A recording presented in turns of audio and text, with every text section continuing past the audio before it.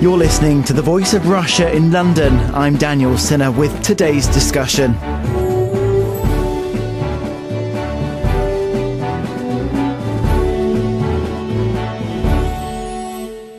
This week, British Prime Minister David Cameron and his Deputy Prime Minister Nick Clegg reshuffled the cabinet for the very first time since taking office in 2010. The reshuffle of some of the most senior ministers in government comes amid a stalling economy, a series of policy U-turns and tensions over the expansion of Heathrow Airport. But the Prime Minister has been accused of creating a cabinet which is too white, too male, too rich and too right-wing. Although some of the key players are staying in place, the reshuffle means the public might see policy changes over health, justice and transport. Well, joining me for today's discussion is Dr. Mark Bennister, Senior Lecturer in Politics at Canterbury Christchurch University. Dr. Chris Hanretty is a Lecturer in Politics at the University of East Anglia. And Simon Woolley is Director of Operation Black Vote, an organisation that encourages minority communities to engage in politics.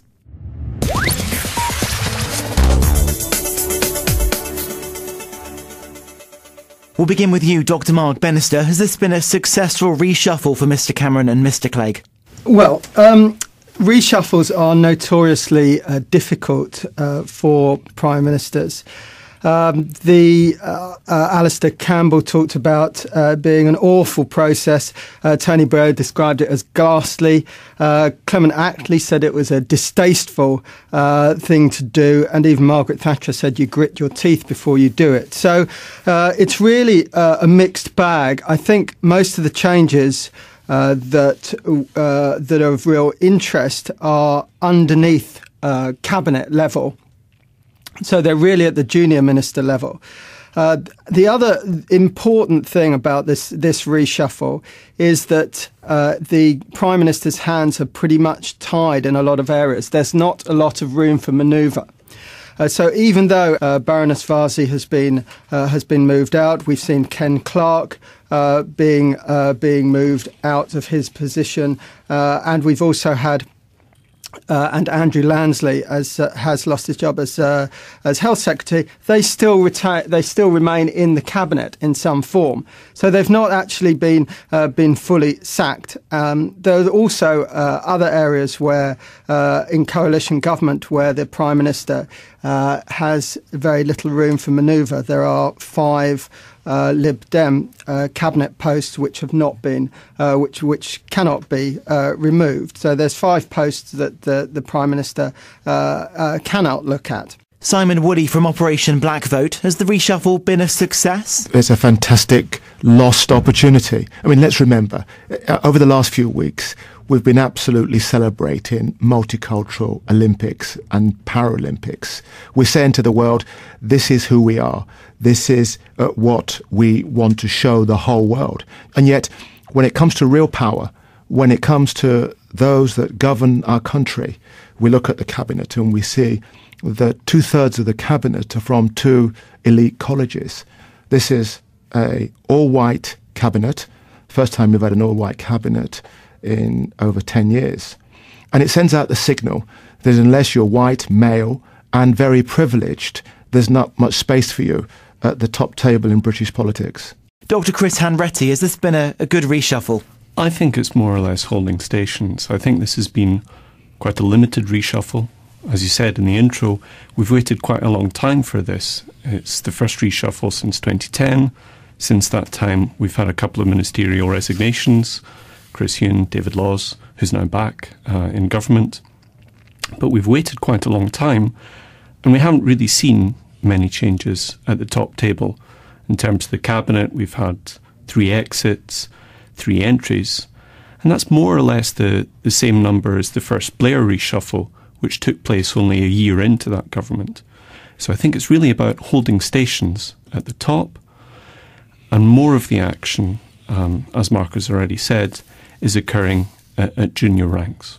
If we go back to the low numbers of women and ethnic minorities in the cabinet, how important is it that Cameron puts in these thresholds? Dr. Chris Hanretty. I think it's important to have some kind of target for female representation and black and ethnic minority representation, because we've got to recognise that the current system so far is not meritocratic. People tend to appoint people who look like them, and that's the same in government, that's the same in business life, it's the same in academia. So these kinds of targets, of the kind that indeed the Prime Minister set for himself in terms of 1/3 female participation in government, are useful, and so far they're not being achieved. So as you said, again, we've got a reduction in the number of female cabinet ministers. So instead of moving towards that target, which is useful, we're actually moving backwards. Simon Woolley from Operation Black Vote. No, I mean, he's right. He's absolutely right. And the thing is about meritocracy is that we want the best people to do the job, and we're choosing from such a small pool of individuals that we're wasting a deluge of talent. And I come back to the Olympic Games because, you know, when you have a level playing field and we can all excel, then you see the great diversity coming to the top, as we've seen in the Olympic Games. And, you know, when we're talking about governance, when we're talking about education and health, and, of course, the recession that we'd like to get out of, we ought to be playing our best people to govern us in a way we can get out of this difficult economic climate. Dr. Mark Bennister, if we take a look at the Department of Transport, Justine Greening has been moved to international development. She famously was against a third runway at Heathrow. Is this a sure sign that a change of government policy over Heathrow is expected? I think it's very difficult to disagree with that. It's interesting that under the coalition we've seen more stability, and as you noted your introduction, that there's been this is the first major reshuffle. There was at the outset there was a desire for more stability and ministers to remain in post. However, transport is the exception there. I think we've seen 7 different transport secretaries in the past 9 years. So this is a clear signal. I think that they want to, the government wants to open up the discussion, at least over new runway at Heathrow. The trouble for the government, it was certainly the trouble for David Cameron, is going to be this has really stirred Boris Johnson up. So, I mean, in many respects, that was probably the bravest decision that the Prime Minister made, because he knows he's going against his mayor in London, who is a prominent figure, and the Tory heartland around Heathrow. But he said, look, British business needs to expand its hubs in central London, and so he opened up the discussion. That, to me, was bravery. I think that where he lost a trick here is that people like Lord Ashcroft, who many years have in part bankrolled the Conservative Party, have said to David Cameron, and no in certain terms, that to win the next election, you need the black vote in a number of crucial seats. I mean, they've outlined about 50 seats in which the black vote could decide whether they win or lose. And yet, right at the crucial moment, when he could have really, in some ways, put down those detractors who don't like Baroness Sayeda Varsi, and said, look, diversity works. We want to show a multicultural team. We want to bring others in too, like Adam Mafria and Helen Grant. He could have faced them down. And so, in terms of the Heathrow, he was brave. But in terms of facing down those detractors that don't want a multicultural team, I think he missed the trick. But Dr. Mark Bennister, the former party chairman, Michael Fallon, went on Newsnight the evening of the reshuffle and said that the government won't change its stance on Heathrow.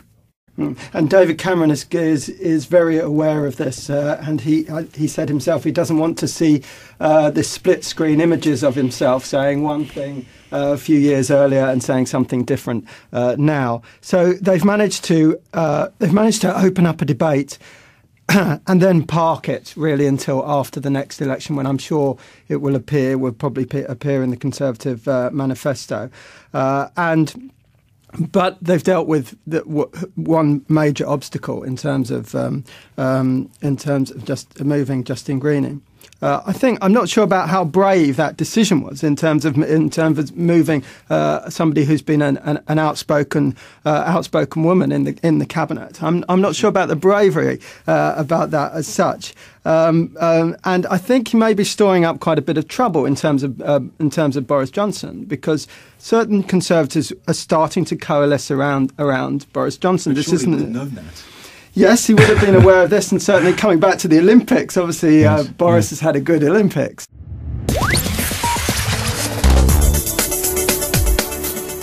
A reminder that you're listening to The Voice of Russia in London. I'm Daniel Cinna with today's discussion on the Cabinet reshuffle. Joining me for today's discussion is Dr. Mark Bennister, Senior Lecturer in Politics at Canterbury Christ Church University. Dr. Chris Hanretty is a lecturer in politics at the University of East Anglia, and Simon Woolley is Director of Operation Black Vote, an organisation that encourages minority communities to engage in politics.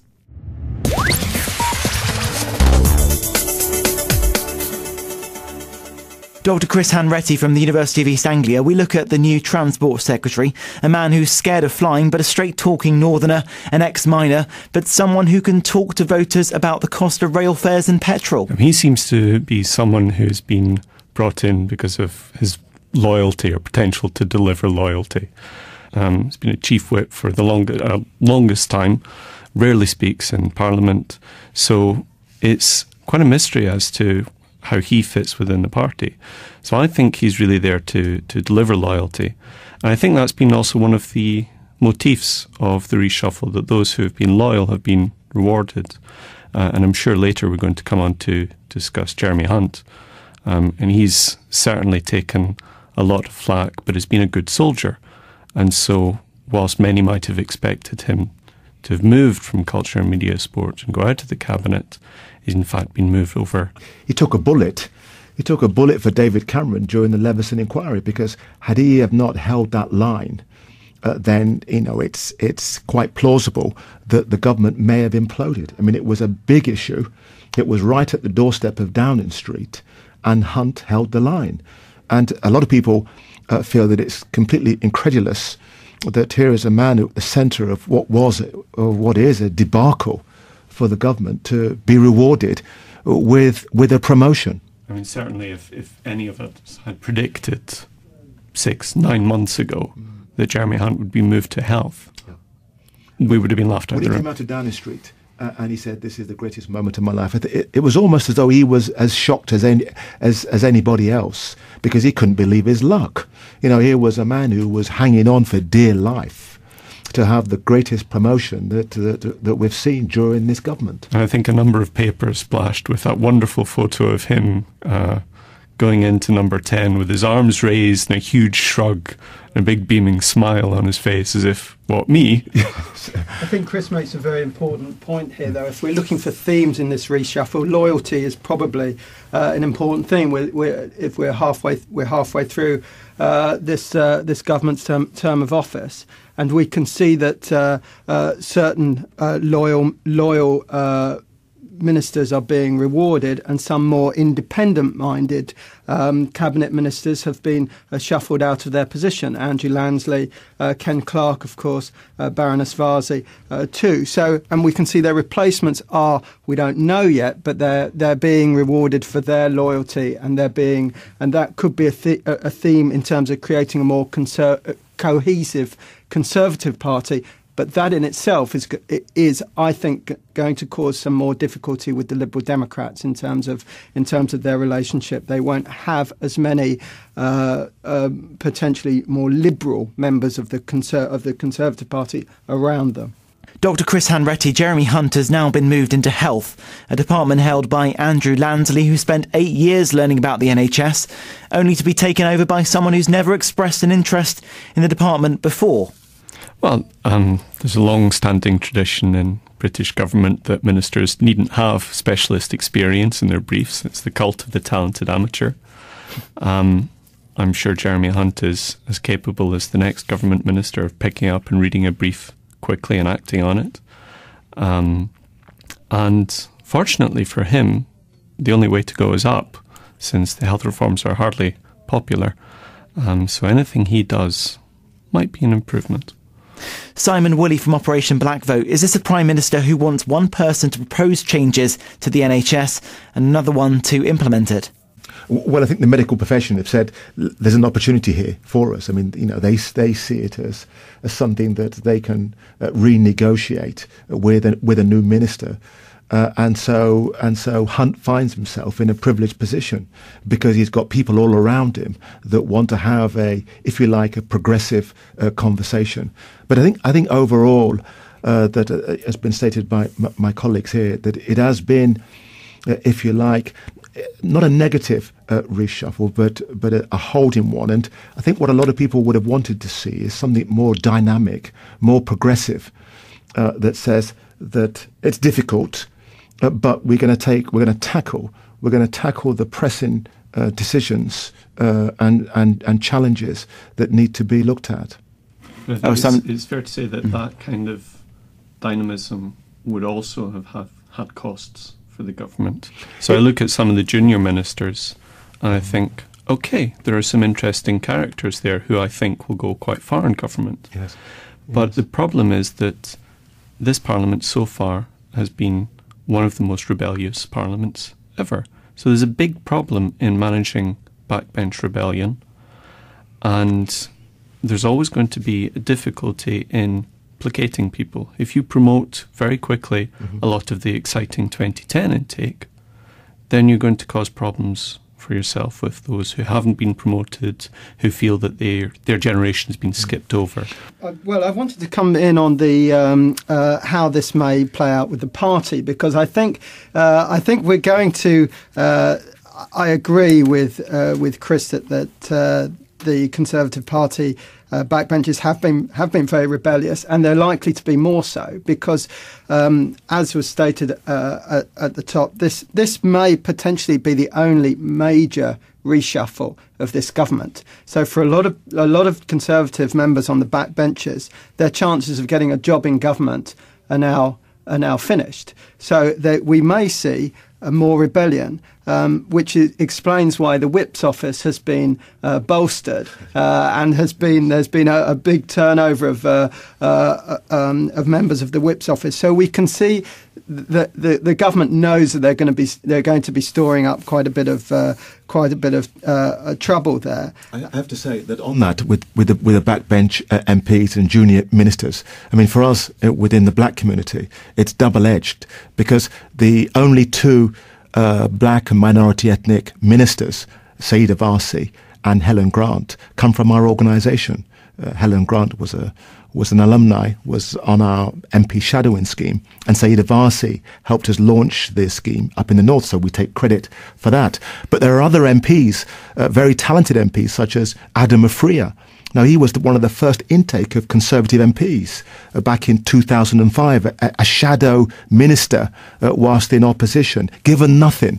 Now, talented individuals such as him must be seething, particularly watching Helen Grant overtake him, and they may say, "Look, it's time for us to speak out." Absolutely, I had a quick look at the new ministers, and it seems that the 2010 intake has been promoted above the troublesome 2005 intake. That's a broad generalisation, but it seems that those that owe their position to the Conservatives being the largest party in 2010 have been rewarded, whereas many MPs have been overlooked, and they now know that they may be overlooked for the rest of the term of the government. So there's going to be a lot more problems. I think the way the government has tried to address this has perhaps been having a rightward shift, or the perception of a rightward shift in terms of some of the appointments. Chris Grayling that you mentioned, Owen Paterson as well. We could see a shift in terms of environment policy to a more perhaps climate change sceptic policy. We can see a harder line on we were certainly likely to see a harder line on justice from predecessor Ken Clarke. So I think the way that David Cameron and George Osborne have tried to address the problems they may have is to signal we're going to move a little bit to the right whilst we stay on our economic course.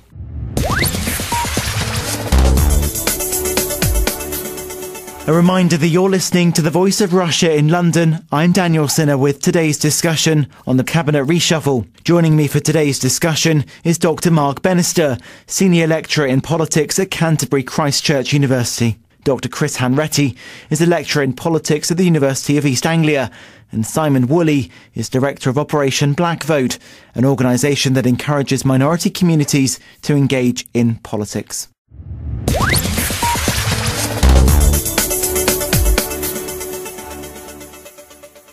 If we move on to the Department of Justice, Chris Grayling taking over, replacing a man who famously said, Theresa May locks them up and I let them out. Are we going to see a harder line on justice? That certainly seems like a possibility, but a lot of the Liberal Democrats have said we're going to be watching Chris Grayling like a hawk. So anything he does will have to be squared off with his Liberal Democrat junior minister. I was surprised that Nick Herbert got moved or sacked, or asked to leave from the Home Office. I mean, he was in charge of policing. He took a very tough line on policing, particularly in regards to our agenda, in which, we were asking the Home Office to abandon the kind of racial profiling, the stop and search, which were factors in last year's riots. And he was belligerent in his response, saying that the police need the powers to do what they need to do, and he's gone, which is, for us, is a big relief. Do you welcome Chris Grayling's appointment? Well, I mean, the flip side is that it seemed to me that in many respects, Kenneth Clarke was reasonably progressive, and he did want to sit back and look at things in a reasonable way. So it's the jury's out, I guess. Simon Woolley from Operation Black Vote. This is someone who will be tougher on EU rulings. He doesn't want an overzealous culture on human rights. How worrying is this for you? Well, it's worrying for Operation Black Vote, but it's also worrying. I'm also a commissioner for the Equality and Human Rights Commission.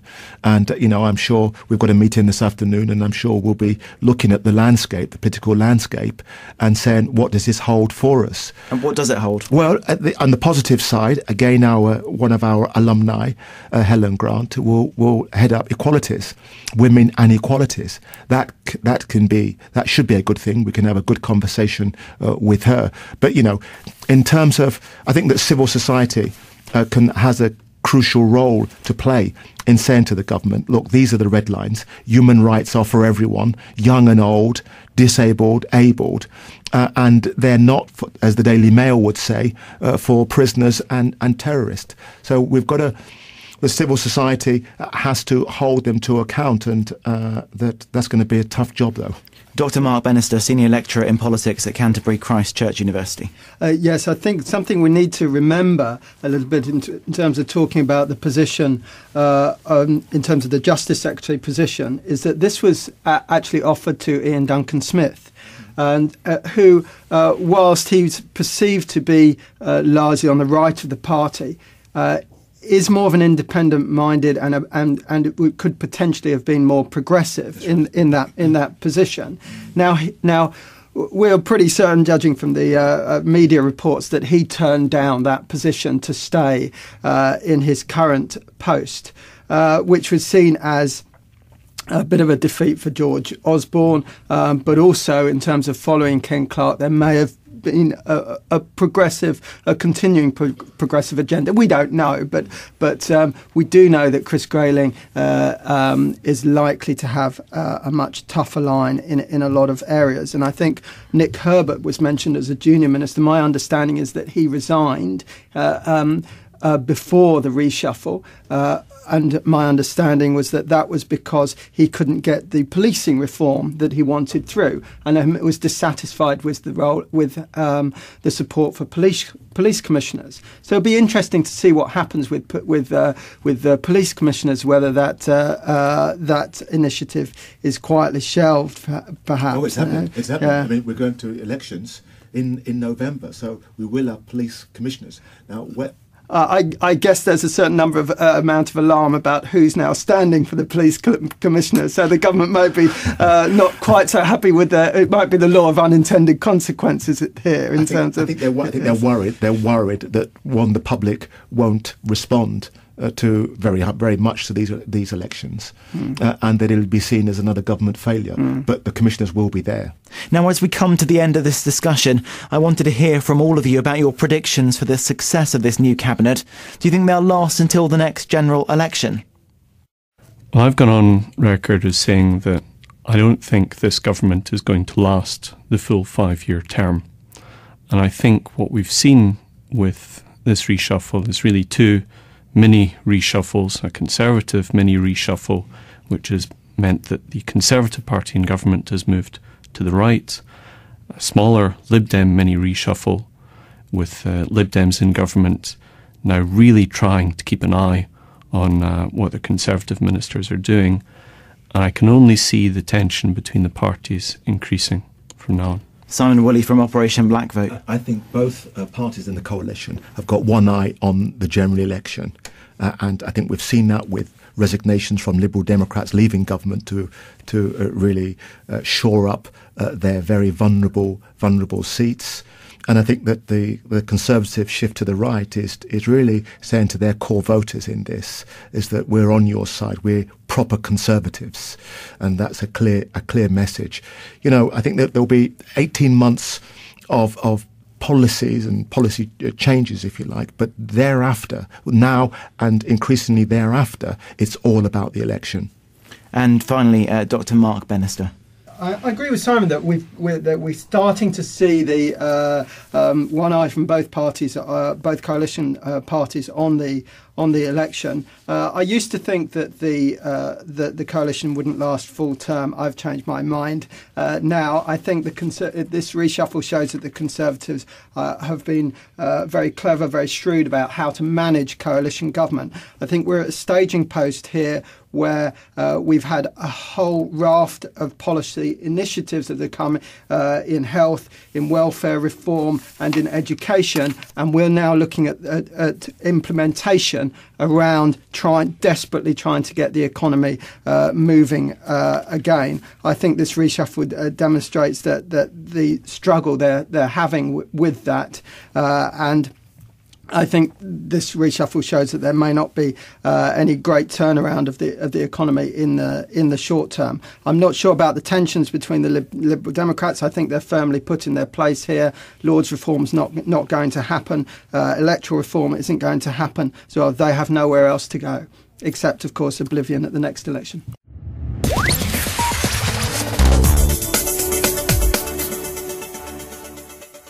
Well, unfortunately, we'll have to leave it there. Thank you to all of my guests. Dr. Mark Bennister, Senior Lecturer in Politics at Canterbury Christ Church University.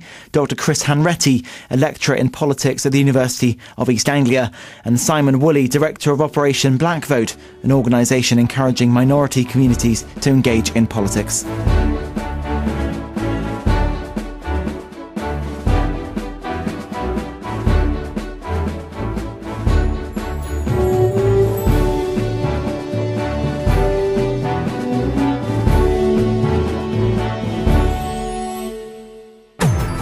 This is the voice of Russia.